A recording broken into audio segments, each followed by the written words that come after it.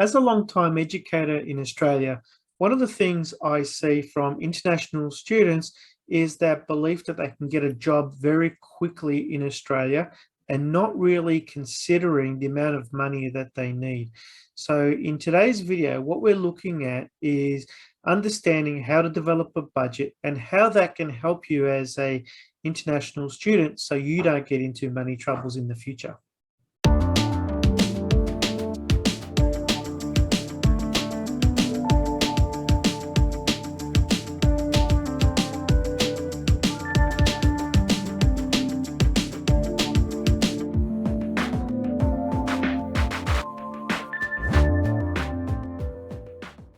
Hello and welcome back. My name is Rob Dianovich from Education Without Borders. And today what we're going to look at is the budget planner from our student planner template. Here on my screen, what you'll find is the budget planner template. As you can see, we have a number of sections here. We have what we call our income section, and we have a subtotal area. We have our expenses area, and we also have a subtotal section, as well as a total area, which talks about surplus and deficit. So let's focus on the income. If you're not familiar with budgets, income is all about what is all the money that is coming into you. So for example, it could be your wages, it could be maybe some investments, those kind of things. The expenses section is all about what are you spending your money on? So let's say, for example, it could be your accommodation for where you're going to be living each week. It could be based on how much money you're going to be spending on food. It could be based on your entertainment, like subscribing to Netflix or those kind of things. So the budget takes into account in what are your projected income that you're going to be getting. Each could be weekly, fortnightly, monthly, depending on how you want to set up your budget. And also how much you're going to spend each week, month, or fortnight, for example. So the idea is that you add all your income items here and you put your estimated amounts here and work out what is your subtotal based on this section. And then you also work out what your estimated expenses are, and you put in what your estimated amounts are going to be and what is your subtotal going to be. Now, based on that, what you'll then do is you'll work out your subtotal for your income minus your subtotal for your expenses, and what is it that you're going to have.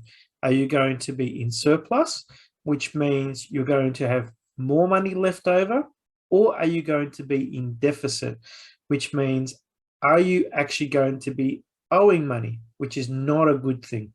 So these are the two things that you need to look at when you're looking to develop a budget. Now, this is one way of doing it where you need to manually input the information and manually calculate the information.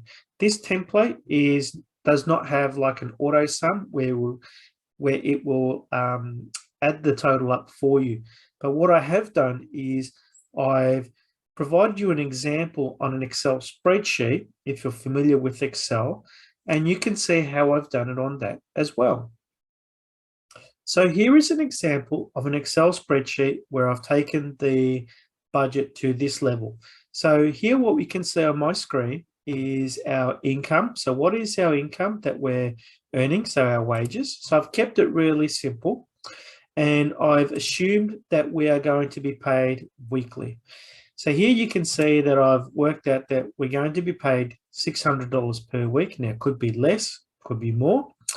And our subtotal for the week is $600, which is generally after tax. So whenever you add your income, it should be your net income, which is after tax. And with the expenditure, I've estimated that it's going to cost me $150 for food, it's going to cost me $150 for accommodation, $150 for school fees, $100 for entertainment, and so on. You can see there I've got transport, phone, internet, power, water, and gas. Now, it's not an exhaustive list, the whole purpose of providing these expenditure is just to give you an example of what that looks like. So when you minus your income versus your expenditure, what you see is that you have a deficit of $125. So you can see it as a negative. So that's not good. So I need to work out, where am I going to get this extra $125 from? There's two things I can do here. I can either, one, try to increase my income. So if I had $800 as income, you can automatically see that it's changed it to, now I've got an extra $75 in my pocket. Now, if I didn't have the ability to create that additional income, so let's say $600, some of the things I need to look at is, how can I reduce my expenses? So some of the things I could do is, maybe I need to budget less for food. Maybe I need to find cheaper accommodation. Maybe I need to spend less on entertainment. Maybe I need to, when I'm looking for accommodation, that this accommodation may also cover things like power, gas, and water on a weekly basis. Now, if that was the case, I can change these all to zero, these three to zero. And all of a sudden, what I'm finding is that I've actually got an extra $30 left over in my budget per week. So that gives you a bit of an example from that point of view. Now, that's not great, but at least I've got money left in my pocket versus not having money at all. So that's just something to consider. The other thing I've also done here is, just for your own benefit, if I just click on this cell, you'll see the formulas that I've used here, if that maybe helps you with your, just in case if you wanted to use an Excel spreadsheet as well. So if I come down to this subtotal here, you'll see it's the total of all these added together to give me a final tally here. And then if I click on this cell here, you'll see that it's that minus that equals that, and you can see the formula there as well. So if you wanted to set something up like this for yourself, this just gives you an example on my screen how you can do that. Another thing I also developed was a cash flow. Now, a cash flow is a projection over a period of time.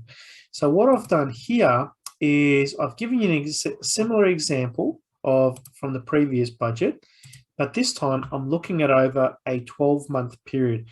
Now, a lot of businesses do this. So if you're maybe a business student, or you're looking to go into business, or even just for your own benefit, for maybe you're trying to save money for a car, or maybe you're trying to save money for an investment, those kind of things, you can also use this for that as well. So let's say, for example, now the only difference here is that I have cash on hand. Now, cash on hand is what money is in my bank account at the start of, it could be at the start of each month. I prefer the start of each month as opposed to the end of each month. So the cash on hand, for example, is how much money is in my bank balance at the start of January, right? And then these are monthly totals, so full months. So for the month of January, I'm expecting to earn $2,400. So my total amount of income that I will be expecting is $3,900. That takes into account my wages and what is the cash on hand. So let's say you've come from offshore and you happen to have $15,000 in your bank account. Now, what this does, if I can just fix this up. So what this does, it gives you an idea of roughly when is your money going to run out. So if I was to copy and paste these figures across, right? Let's go down to here. Okay. So what you'll find is that my money would run out very quickly. So by the end of December, I'm going to be about $53,000 in the arrears. So my expenses each month will just keep going up and up and up. So as you can see, by the time I get to April, I'm actually going to be running out of money. So that's not a good thing. So that's even if I come to Australia with about $15,000. So coming back to the previous example, if I'm earning, say, $2,400 per month, and if I run this across all the way through, you'll find that that's actually going to help me with my overall living costs. But as you can see, instead of running out of money in April, my problem is I'm going to run out of money in June. So either I'm going to need to earn more money, or I'm going to have to reduce my expenses, or I'm going to need to bring more money from my home country to Australia to help me to live, or I'm going to need somebody who is going to provide me with that additional income to help me to live in Australia. So it gives you a really good idea about what type of money that you need to make sure that you live. Now, if we go back to the previous example where if you can find, say, for example, accommodation where all the, where all the expenses are covered, right? All of a sudden, this doesn't look so bad. So let me just run this across again, just to show you as an example. So all of a sudden now I'm looking to run out of money in October, right? Instead of what we looked at August earlier. So it's a cash flow forecast. It can be quite helpful to help you to manage your dollars and cents better. So hopefully that makes that little bit more sense for you. In coming back to our budget sheet, so what you can do is you can use the budget from here to help you to complete your budget planner. So this way you've got it all in one document rather than having Excel spreadsheets here and then having to go back to it and those kind of things. You can have it all in one spot. Recently, I was reading a book called The Richest Man in Babylon.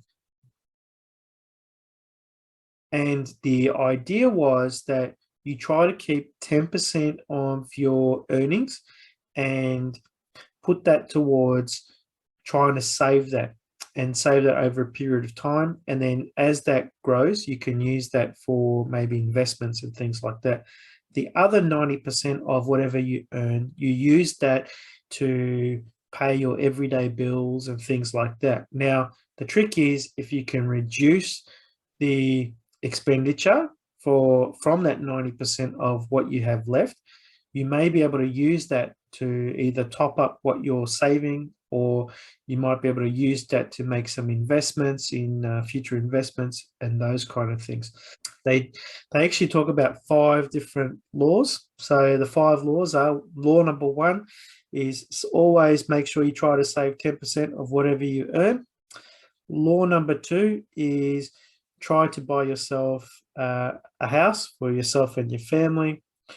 Law number 3 is never invest in something that's too good to be true.